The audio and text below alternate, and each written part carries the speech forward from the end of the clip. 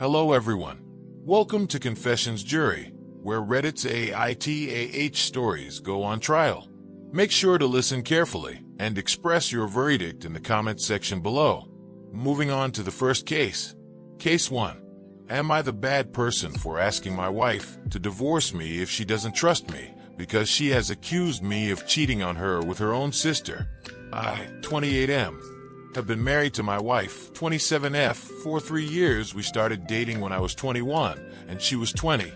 We love each other very much, but a year ago she befriended a woman from our neighborhood. Her psychotic BFF is a total nutcase. She's a psycho misandrist. She never liked me, and so do I. Boy, do I hate her with passion. She visits my place often and stays for a long time conversing with my wife, and ignores me. I tried telling my wife to stay away from her, but my wife said she's her friend, so I didn't push her, just because I don't want to appear even a little bit as controlling, which might make her think, just like that filthy bitch. But the breaking point for me was when my wife accused me of cheating on her with her own sister. Her sister is 31. She has become my best friend over these years. We play games together, call each other to check up on, or if need help. But a week ago, I went out with her to buy gifts for my wife for her birthday, which is in 20 days. I asked my sister-in-law for help, and we bought a pretty necklace, earrings, and a dress for my wife. And we went to eat to a place in our neighborhood where we all frequent to, and after that I dropped her off. Next day, my wife came to me and put her phone on my face with a picture of me eating with my sil. I was shocked and wondering how she have, but I just said, "So what?" She said, "Explain yourself." I didn't want to tell her the truth because I wanted to surprise her. I said, "There's nothing to explain. We just went out to eat, and it's not like this is the first time," and asked her to calm down.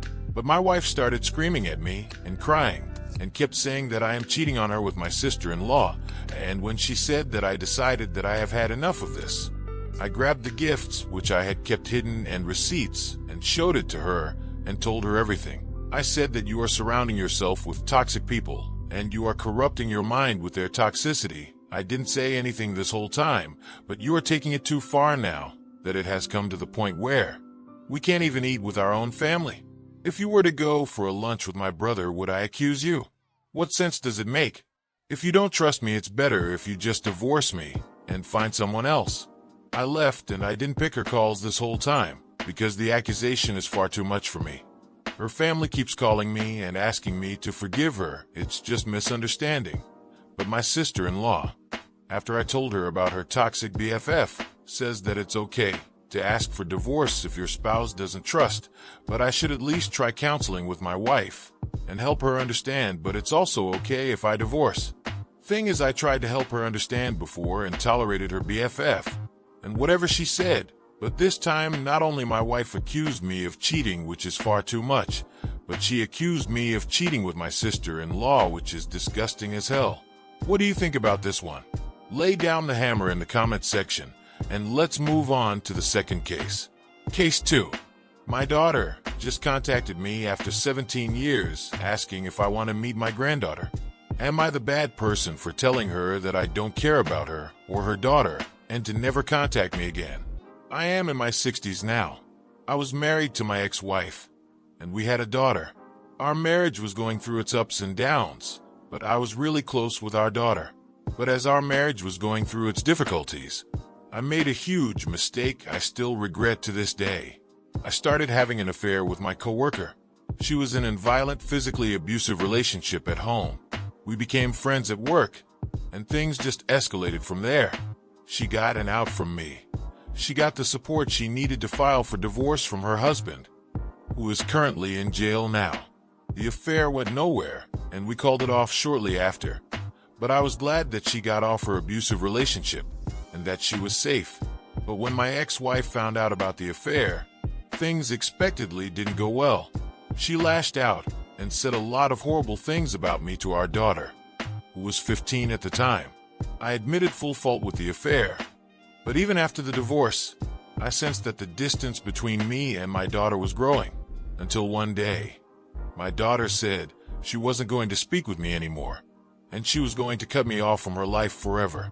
That was the most painful thing anyone had ever said to me. I begged her to please reconsider. I still remember that day. But time passed on. My daughter kept her word, and after trying to connect with her for the first year, I gave up. I found out from one of my mutual friends that my ex-wife married a great guy. I was happy because I was hoping that would remove the hatred from my ex-wife, and my ex-wife would advise our daughter to at least rekindle a relationship with me. But that never happened. I moved states a year later. I am at peace now, but still have some aching sadness. I have retired. Both my parents have passed away. My brother passed away tragically a couple of years ago. To be honest, I am waiting for my turn. I have only my dog and my sister left. A couple of hours ago, my daughter called me on my phone. I haven't spoken to her in 17 years. I instantly recognized her voice, but I didn't feel anything. No happiness, no sadness, just indifference. She was crying a lot on the call, and we caught up on life. She's married, and she has a daughter who's now 12. She apologized for cutting off contact, and she says her mom asked her to reconnect with me, as her mom felt guilty about how everything played out. She said she really wanted me to meet her daughter, and her daughter was constantly asking about granddaddy. But I wasn't feeling anything. After we caught up on everything in our life, I told her I don't care about her or her daughter, and to never contact me again. I then hung up. Was I the bad person? What about that? Who would you rule for? State down your ruling, and let's move on to our third case. Case 3. Am I the bad person for telling my husband that I would have never agreed to have his child if I knew he would go back on our agreement? I, 36F, am a neurologist, and I absolutely love my patients and my job. I believe there is no greater honor in life than being able to help others. The road to my medical degree was not easy, and it was paved with many rejections. I was a troubled teen in high school, and I didn't get accepted into any colleges my senior year. I had to work my way up, starting with remedial classes at my local community college.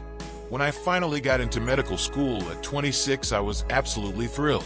I met my husband, 37M, in my third year of medical school. We have been married for 4 years now. My husband works in marketing, and I make 3 times his salary. From the beginning of our relationship, I was very upfront that I was unsure about having biological children. My dream was always to adopt from foster care, and my husband seemingly understood this. However, after his befriend had a baby boy last year, he began to really press me on having children. I was initially very against this idea because I was just beginning my career. I wanted to wait a few more years before revisiting the topic of children. In August of last year, I found out I was unexpectedly pregnant due to a condom breaking during sex.